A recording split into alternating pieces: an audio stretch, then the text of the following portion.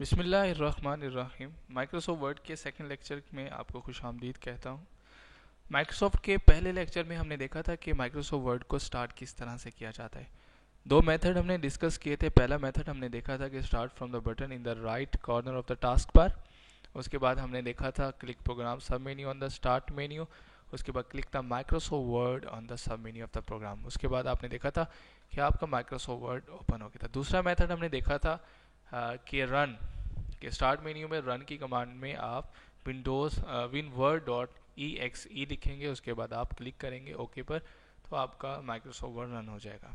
उसके बाद रन होने के बाद आपके पास इंटरफेस आ गया था, उसको हमने डिस्कस किया था। उसके बाद the basics of the word window, ये हमने डिस्कस किया था इंटरफेस।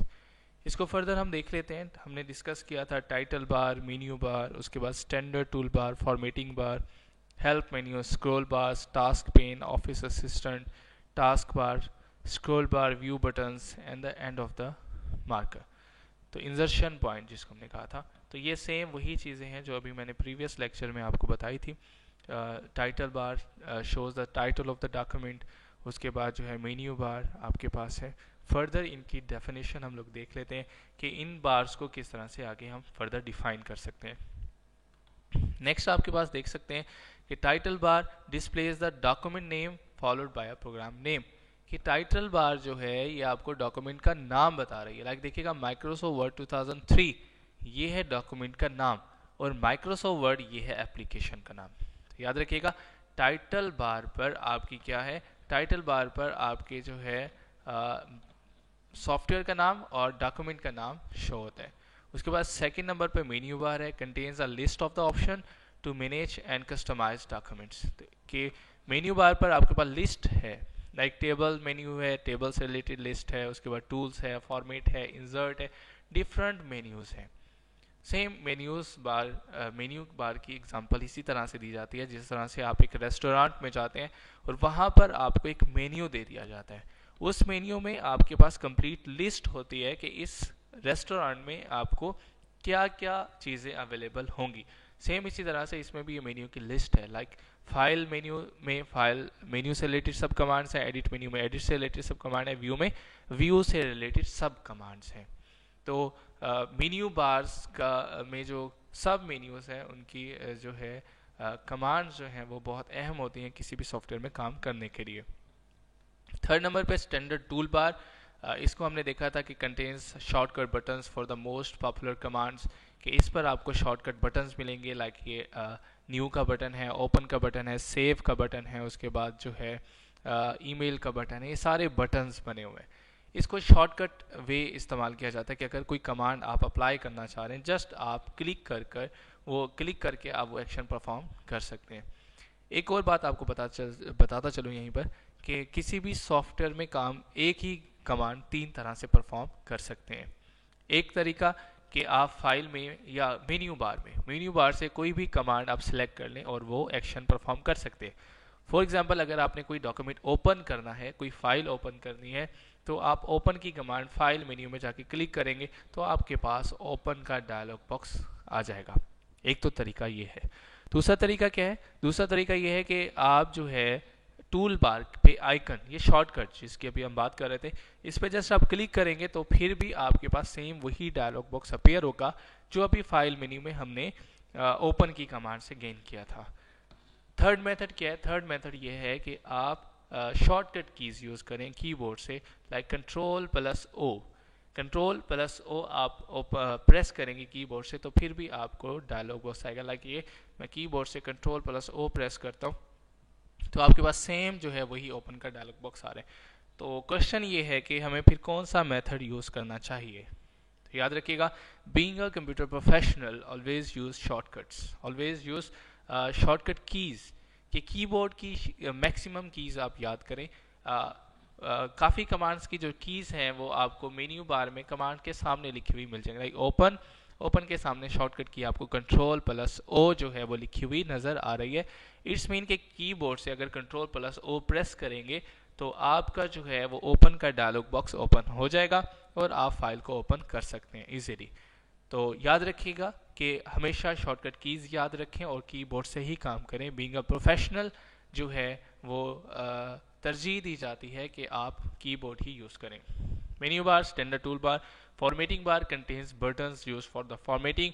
हम ये लाइक फॉर एग्जांपल ये टेक्स्ट है, आप इसको सिलेक्ट करके आप इसका जो है चेंज कर सकते हैं, टेक्स्ट चेंज कर सकते हैं, उसके बाद आप इसका साइज चेंज कर सकते हैं, लाइक बोल्ड कर सकते हैं, आइटैलिक कर सकते हैं। ये सारी फॉर्मेटिंग स्टाइल्स हैं। तो फॉर्मेटिंग बार जो है ये इस्तेमाल की जाएगी फॉर्मेटिंग के लिए, डॉक्यूमेंट की अपीयरेंस को चेंज करने के लिए। लेटर हम नेक्स्ट लेक्चर्स में फॉर्मेटिंग बार को कंप्लीट डिस्कस करेंगे कि इसको किस तरह से हम यूज़ कर सकते हैं। नेक्स्ट आपके पास रूलर है, लाइक ये मैंने आपको बताया था कि फर्स्ट ये रूलर है, use to set margin, indents and tabs. तो हम इसको मार्जिन, इंडेंट्स और टैब्स की पोजीशन सेट करने के लिए हम करेंगे, नेक्स्ट लेक्चर्स में हम देखेंगे। इंजर्शन पॉइंट, कर्सर ये जो आपको ब्लिंक कर रही है लाइन, इसी को इंजर्शन पॉइंट कहा जाता है। कि इंजर्शन पॉइंट का मतलब है कि यहाँ से टेक्स्ट को इंसर्ट करना स्टार्ट करें। End of the document marker, कि जैसे ही आपका डॉक्यूमेंट खत्म होगा वो मार्क। उसके बाद हेल्प है, लाइक ये आप हेल्प जो है यहाँ से आप क्लिक करेंगे, और माइक्रोसॉफ्ट वर्ड हेल्प इसको क्लिक करेंगे तो उससे रिलेटेड आपकी जो हेल्प है, असिस्टेंट जो है वो आ जाएगा। यहाँ आप टाइप करके कोई भी हेल्प का टॉपिक सर्च कर सकते हैं। Later we will discuss about it. Scroll bar है पेज को स्क्रॉल करने के लिए, लाइक ये आप ऊपर नीचे पेज को स्क्रॉल कर सकते हैं, राइट। हॉरिजॉन्टल स्क्रॉल बार है, वर्टिकल स्क्रॉल बार है हमारे पास।